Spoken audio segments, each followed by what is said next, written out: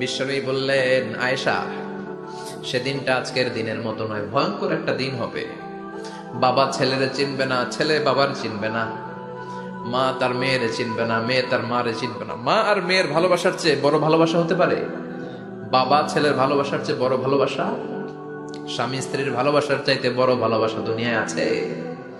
স্বামী স্ত্রীরে চিনবে না, স্ত্রী স্বামীকে চিনবে না। আব্বু বলে ডাক দিল, আমি চিনবো না। আমার মেয়েটা আমারে ডাকলে নাকি আমি চিনবো না। আমার মেয়েও আমারে চিনবে না। ইয়াউমা ইয়াফিরুল মারউ মিন আখিহি ওয়া উম্মিহি ওয়া আবিহি ওয়া সাহিবাতিহি ওয়া বানিহি লিকুল্লি ইমরিইম মিনহুম ইয়াউমাইযিন শাআনুন ইউগনিহি। বিশ্বনবী বললেন, আয়েশা, সেদিনটা আজকের দিনের মতো নয়, ভয়ঙ্কর একটা দিন হবে। বন্ধু বন্ধুরে চিনবে না, ইমাম সাহেব মুসল্লিরে চিনবে না, মুসল্লি ইমাম সাহেবকে চিনবে না, নেতা কর্মীরে চিনবে না, কর্মী নেতাকে চিনবে না, পীর সাহেব মুরিদরে চিনবে না, মুরিদ পীর সাহেবরে চিনবে না। লিকুল্লি ইমরিইম মিনহুম ইয়াউমাইযিন শাআনুন ইউগনি। ও আয়েশা, তুমি পোশাক নিয়ে ব্যস্ত, সেদিন বাবাই তো ছেলেরে চিনবে না, মা মেয়েরে চিনবে না, কেউ কাউরে চিনবে না, সবাই পাগল পাড়া হয়ে থাকবে। নিজের চোখের পানি, নাকের পানি, নিজের ঘামের পানিতে নিজেই কিয়ামতের দিন সাতরা বেড়ে। আয়েশা, আল্লাহু আকবার। সবাই ক্লান্ত শ্রান্ত, পেরেশান, ঘর্মাক্ত ক্ষুধায়, সবাই অস্থির ক্ষুধার্ত। সূর্যটা মাথার একেবারে কাছে চলে আসবে। সূর্যের তেজদীপ্ত তাপে মাথার মগজগুলো ভাতের মাড়ের মতো গলে গলে নাকের ছিদ্র, কানের ছিদ্র দিয়ে বেয়ে বেয়ে পড়বে। কেন ইমাজিন, চিন্তা করতে পারে? জিহ্বাটা কুকুরের মতো ঝুলতে থাকবে, নাভির সামনে এসে নাভিস্থল পর্যন্ত জিহ্বাটা ঝুলতে থাকবে। সবার মুখে চিৎকার, ইয়া নাফসি, আল্লাহ বাঁচাও। কানা মিকদারুহু 50 আলফা সানা, 50,000 বছর হবে কিয়ামতের সেই দিনটা। পাগল হয়ে যাবে, পাগল। আমি মুখোমুখি হতে যাচ্ছি সেদিনের, আপনি মুখোমুখি হতে যাচ্ছেন, আমরা সবাই সেদিনটা দেখতে যাচ্ছি। চিল্লায় এখন ঠিক কিনা?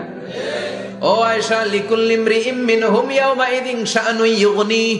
এমন ভয়ঙ্কর দিন হবে, এমন ভয়ানক পরিস্থিতি হবে রে আয়েশা, বাবা মা চিনা যাবে না, পীর সাহেবরে চিনা যাবে না, কেউ কাউরে চিনবে না।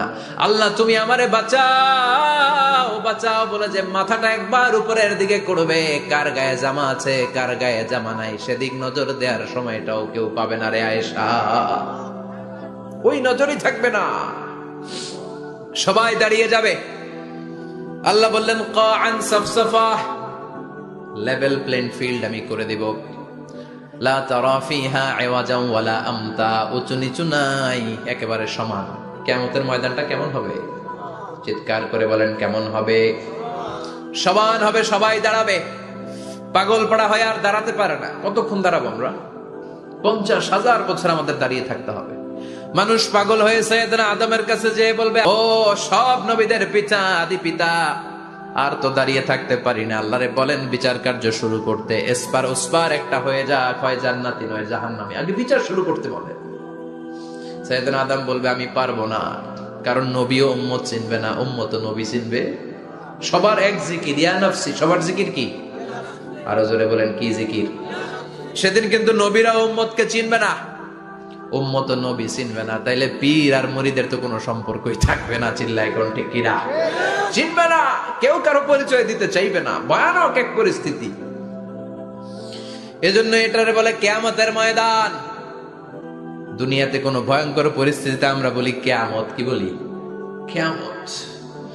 সাইয়েদনা আদম বলবে, আমি পারবো না, আমার কাছে এসে লাভ নাই, তোমরা নূহ আলাইহিস সালামের কাছে যাও। সাইয়েদনা নূহ বলবে, পারবো না। ইব্রাহিম আলাইহিস সালাম বলবেন, পারবো না।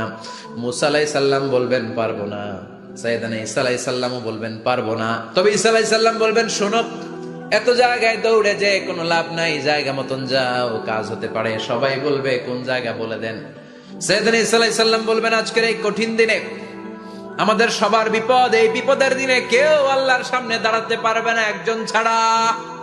ওনার নাম হলো মুহাম্মাদুর রাসূলুল্লাহ। রাসূলুল্লাহ সাল্লাল্লাহু। বিশ্বনবী মাকামে মাহমুদে তখন সিজদায় পড়ে থাকবেন।